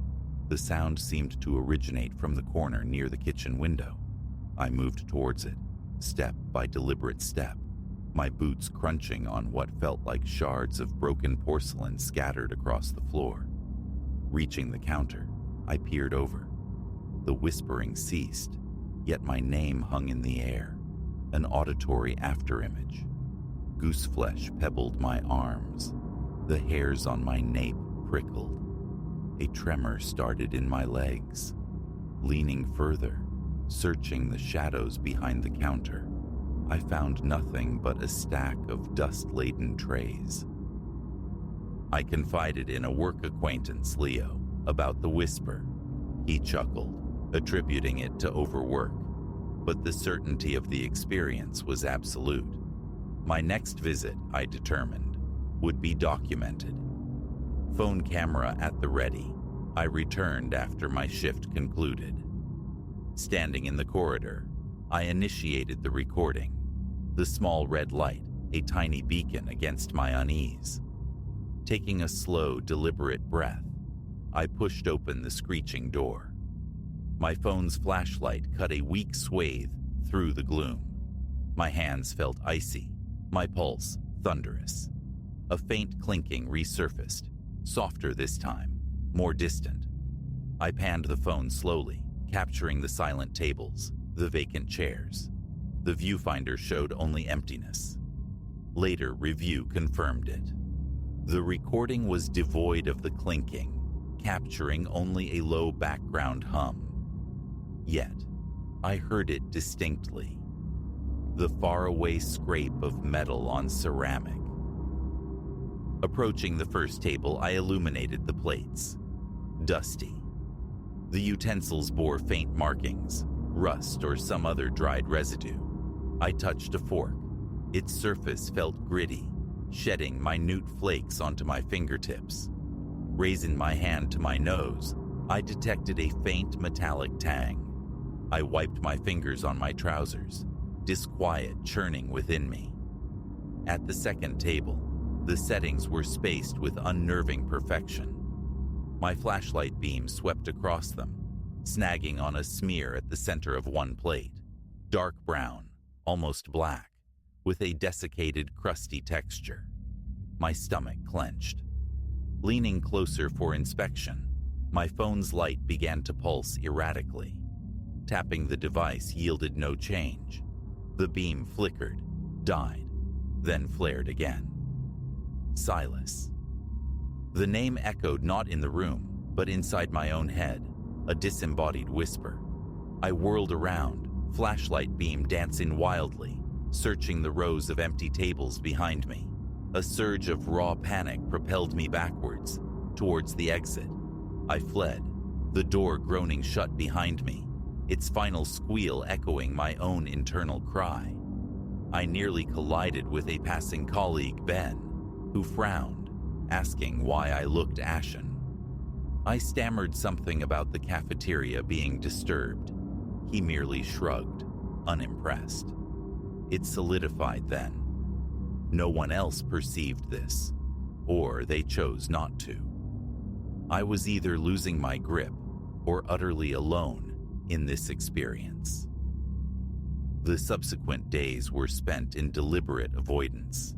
I immersed myself in routine tasks, attempting to banish the unsettling memories. But the cafeteria's influence seeped outwards. Faint clinks and whispers began to haunt me, even in the newer wing. Sitting in the break room, I'd catch the phantom sound of cutlery on plates, glancing around to find my colleagues oblivious. My appetite dwindled. The mere thought of eating conjured that rancid odor, forcing me to discard untouched meals. My hands developed an intermittent tremor. Cold sweats ambushed me whenever the image of those stained plates surfaced. After another week, the need for tangible proof, or perhaps closure, became unbearable. I would go back, I decided, capture undeniable evidence, photos, video, to show the others. If nothing manifested, I would concede defeat, perhaps seek medical counsel. I timed my visit for late afternoon, hoping the high clear-story windows near the ceiling would admit some measure of natural light before sunset. Reaching the familiar steel door, the corridor silent and empty, I braced myself and pushed inward. The scene within was instantly jarring. More tables. It appeared as though additional units had been introduced, forming two entirely new rows towards the back. All were meticulously set. I estimated at least 20 place settings now occupied the cavernous space. A constricting tightness seized my throat. The miasma of decay was overpowering, like inhaling damp, rotting textiles. Covering my nose and mouth with my sleeve, I advanced. Phone raised, video recording initiated. I began to move through the room. I panned the camera deliberately, capturing the tables, the oppressive ceiling, attempting to convey the sheer scale of the setup. In a low, trembling voice, I narrated my observations. My hands shook, but I forced myself to maintain the recording. Passing each table, I noted fresh markings on the plates, some like nascent rust blooms, others resembling recent smears of dark, indeterminate sauce. I drifted towards the kitchen counter again, phone light probing the shadows. That's when it came, clear as a struck bell. Silas. A sibilant hiss, almost a breathy summons. I jerked the phone around violently, desperately trying to capture the source. Nothing. Vacancy. My chest tightened, breath catching, heart galloping against my ribs, its frantic rhythm pounding in my ears. The phone screen displayed only the dimly lit tables, the empty chairs, The meticulously arranged, tarnished utensils.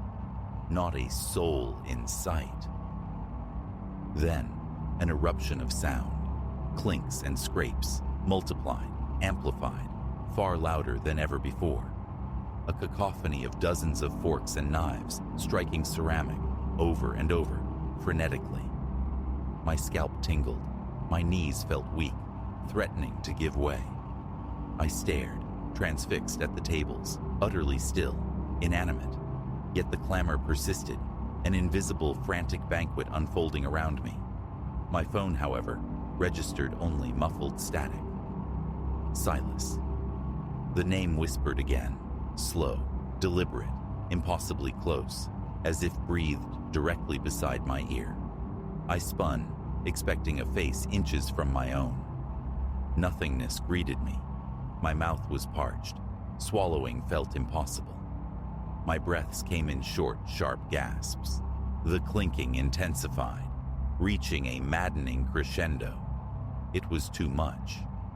Turning, I bolted for the door, my footsteps echoing wildly off the tiled floor and cold walls.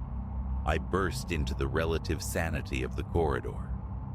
The instant I crossed the threshold, the phantom noise ceased. My phone continued recording. With trembling fingers, I pressed stop, leaning against the cool wall, panting, my hand shaking so violently I nearly dropped the device. Later, I forced myself to review the footage. The video faithfully documented my passage through the refectory, my voiceover clear as I described the scene. But the audio track was starkly mundane.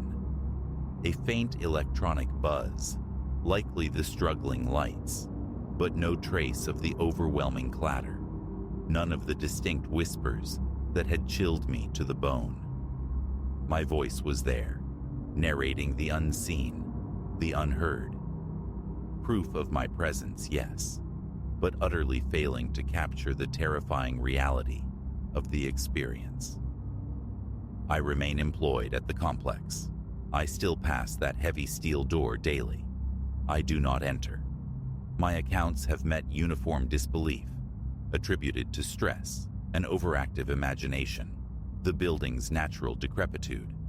Yet, the sensory evidence remains branded on my memory.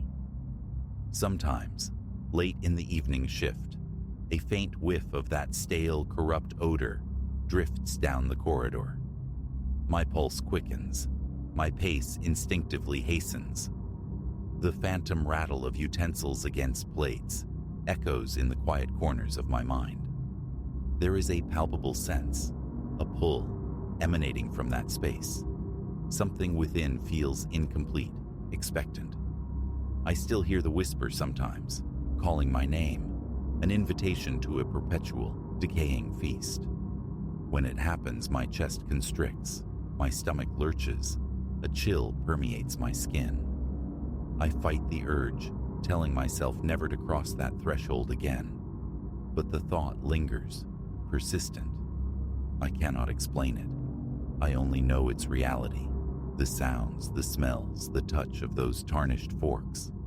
Something resides in that cafeteria, resetting its grim tableau, time and again, forever prepared, forever waiting. And the chilling conviction remains. It is waiting for me.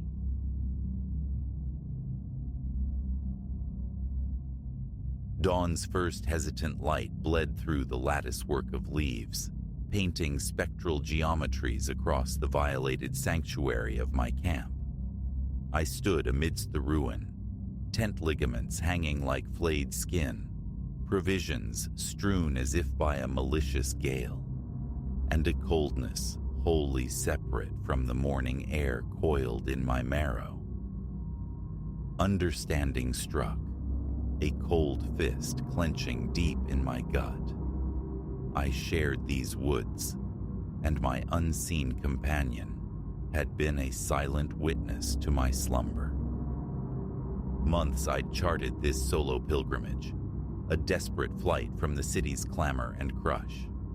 Gloomfang Thicket, they called it, famed for untamed depths and trails that tested the soul. A seasoned sojourner of the wild paths, I'd believed myself armored against nature's caprices. Arrogance, I see now. Fatal arrogance. 2 days had unfolded in sun-dappled perfection. I'd pushed deep, leaving marked ways far behind, lost in the embrace of emerald solitude, the world distilled to birdsong and leaf rustle. The third night, I claimed my haven, a miniature meadow cradled by colossal pines, a brook whispering nearby secrets. Peace had been my blanket then, the forest's soft breath lulling me down into profound sleep. A phantom memory now, that peace. My fingers trembled, closing on the tattered remains of my pack. No mere beast wrought this havoc. The violence felt curated, steeped in spite. Yes, claws had rent the canvas, but they were impressions alien to my experience, vast beyond any bear's signature, yet chillingly precise. Then, a flicker against the loam. Metal. I stooped, air seizing in my lungs, my hunting knife. Last night, it rested snug in its sheath within the tent. Now it lay fouled, the blade filmed with something dark, something that refused the light.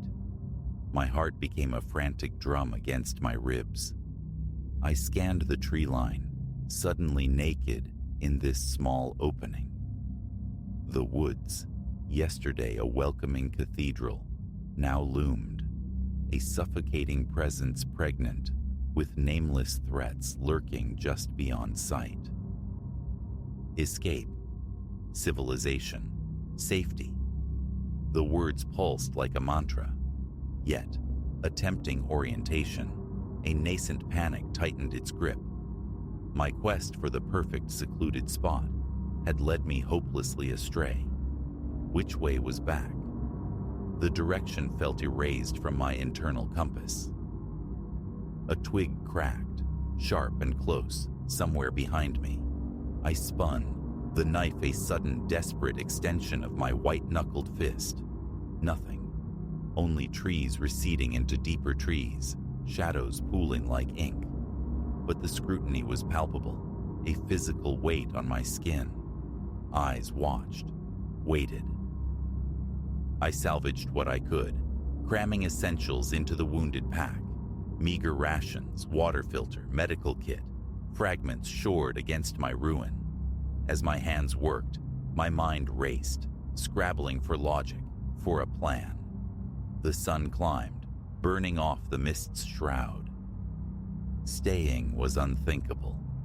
The camp's destroyer might circle back, and I craved no introduction. Movement was survival. Find the trail. Find the way out. I shouldered the pack, its lightness a new source of dread. The knife's heft offered cold comfort, a fragile talisman against the unknown. Choosing a direction based on a vague, remembered slant of sunlight, I began. The forest stirred with morning's routines, avian calls, the scurry of unseen creatures. Yet beneath it all hummed a dissonance, a fundamental wrongness that ground my teeth together. Hours bled away. I pushed through an unchanging tapestry of bark and leaf.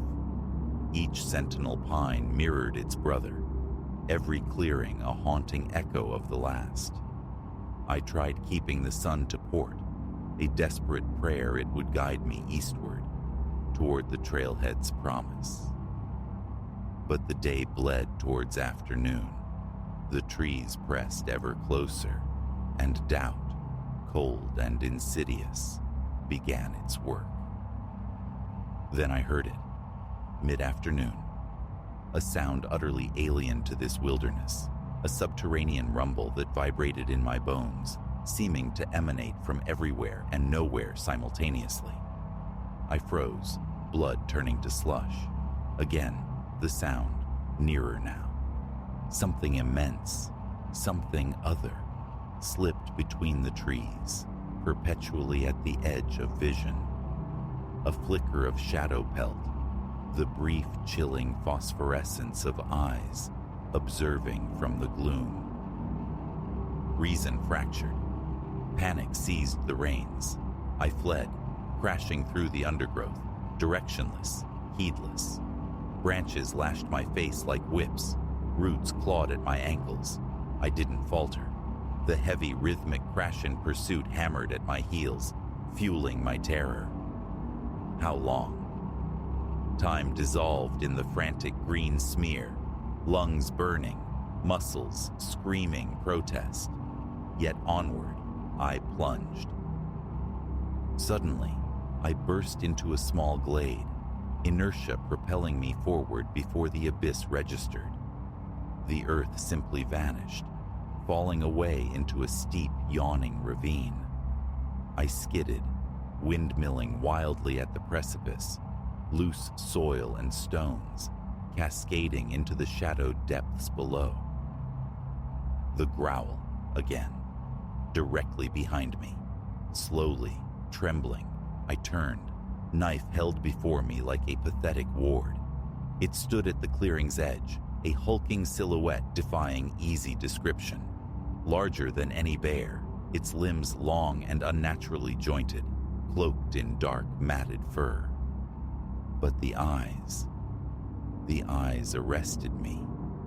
They burned with a cold, ancient intelligence and mirrored a hunger terrifyingly familiar, terrifyingly human. An eternity condensed into the space between heartbeats as we locked gazes. My mind bucked, refusing the evidence of my senses. Such a creature belonged to nightmare, not to the waking world. Yet here it stood, pinning me with that awful knowing stare. It shifted, a deliberate step forward. My options evaporated. The chasm behind promised oblivion. Facing this monstrosity felt no less final. In that sliver of indecision, it launched itself forward. Instinct, raw and primal, threw me sideways. Its mass hurtled past, momentum unchecked, carrying it directly towards the ravine's lip. Claws scrabbled desperately at the crumbling earth. Too late. A bellow, part fury, part terror, ripped through the air as it tumbled over the edge. I lay sprawled, breath tearing through my throat, disbelief warring with adrenaline. Silence descended, absolute save for my own ragged gasps.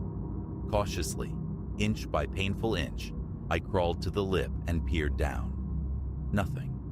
Only the abyss, swallowing sound and sight alike. Mist coiling like phantom breath in the deeps. I scrambled back, mind reeling. What was that? What had I seen? And the chilling corollary. Were there more? The sun dipped low, streaking the sky with violent orange and bruised purple. I couldn't linger. Nightfall in this place promised horrors I dared not imagine. Keep moving. Survive. I chose a path, any path, and walked. The earlier panic had cauterized, leaving behind a grim, numb resolve. I would endure. I would find the way back.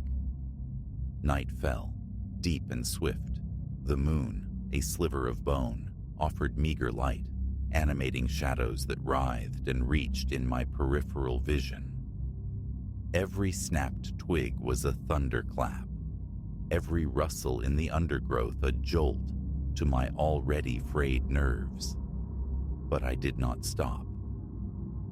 Near midnight, a glimmer. Distant, faint.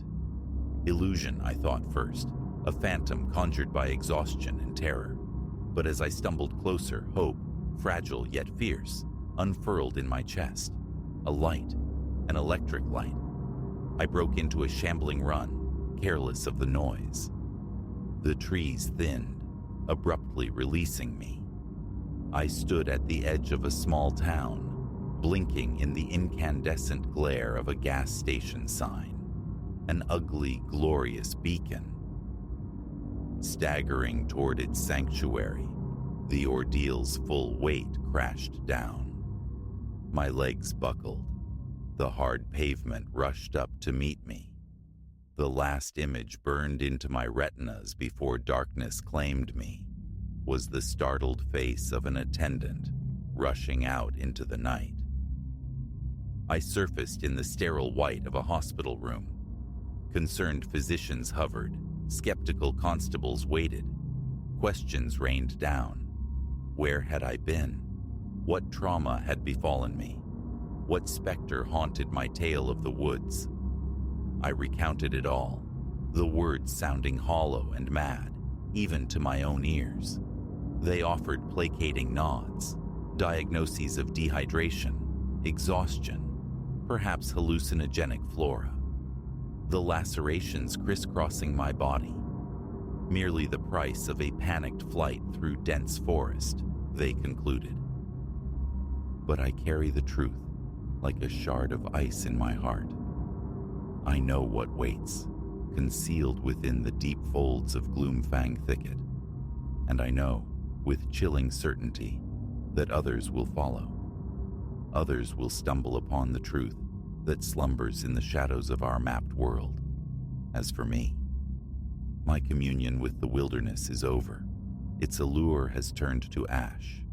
Yet sometimes, when the night presses close and the wind whispers desolate secrets at my window, my gaze drifts towards the distant, unseen tree line, and I wonder, with a dread that never truly fades, if somewhere in those brooding woods, something still watches, something remembers.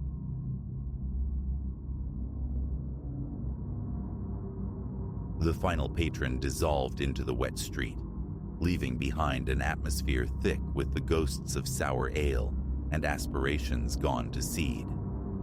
A sigh escaped me as my cloth traced its last circle on the worn mahogany of the bar top. Then, a sound, soft, yet definitive, like a sack of grain dropped in the storeroom. My pulse stuttered, empty. The copper kettle should have been utterly empty, save for me. A cold premonition whispered that the night, far from concluding, was only just unfurling. My name is Ilara. For 3 years, the rhythm of my life had echoed the clinking glasses and low hum of the copper kettle. It wasn't ambition realized, merely existence sustained, and a certain rough affection had grown for the faces etched by routine and cheap whiskey. But tonight, poised behind the bar's familiar shield, ears straining against the sudden silence, the fragility of my solitude struck me like a physical blow. A low groan issued from the storeroom hinges as the door swung inward, disgorging a silhouette from the dense shadows within. No regular, this one. Tall, built like a monolith wrapped in shadow, his features seemed hewn from unforgiving granite.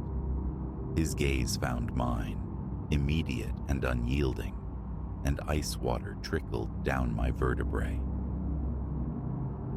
Closing time, I forced out, the words thin reeds against the sudden quiet.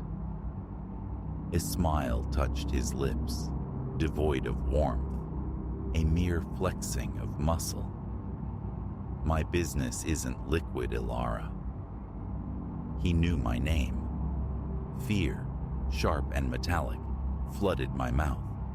My eyes flickered towards the antiquated telephone mounted beneath the counter, calculating trajectories, odds. As if intercepting the thought mid-flight, his hand emerged, producing not currency, but the flat, menacing gleam of blued steel. An unwise impulse, he murmured, his voice unnervingly level. My thoughts scattered like startled birds. Who was he? What impossible thing could he want from me? And threaded through the panic, the primal question: how do I survive this? Look, I began, wrestling my voice into a semblance of steadiness. If it's the till you want, take it. Whatever's there. A short, dry laugh cut me off. This transaction requires no cash, Ilara, only information. Information I'm quite certain you possess. Confusion warred with terror. I don't understand. I just pour drinks here. He advanced, slow, deliberate steps eating the distance between us, his stare unwavering. Oh, your performance suggests otherwise. We've observed this establishment.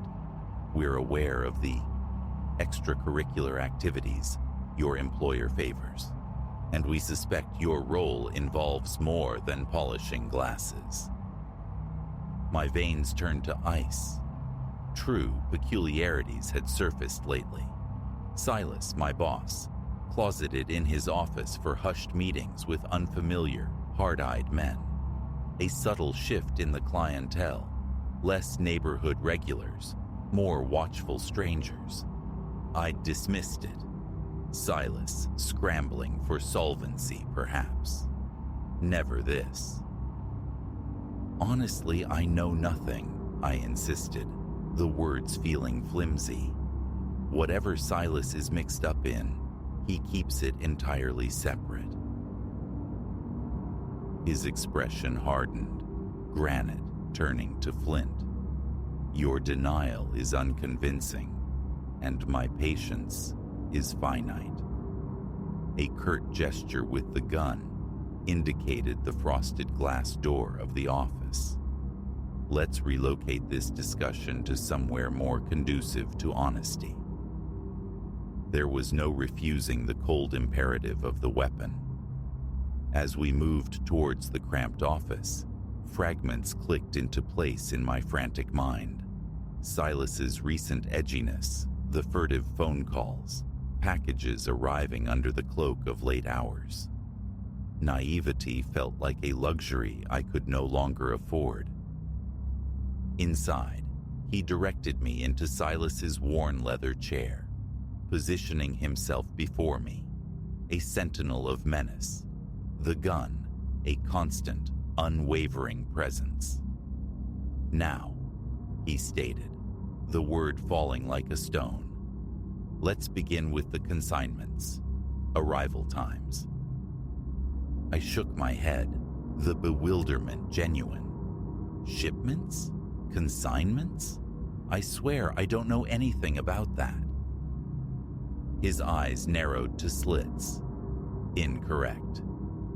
The world exploded in a flash of pain as the back of his hand connected sharply with my cheekbone. I tumbled from the chair, landing awkwardly, the coppery tang of blood blooming on my tongue.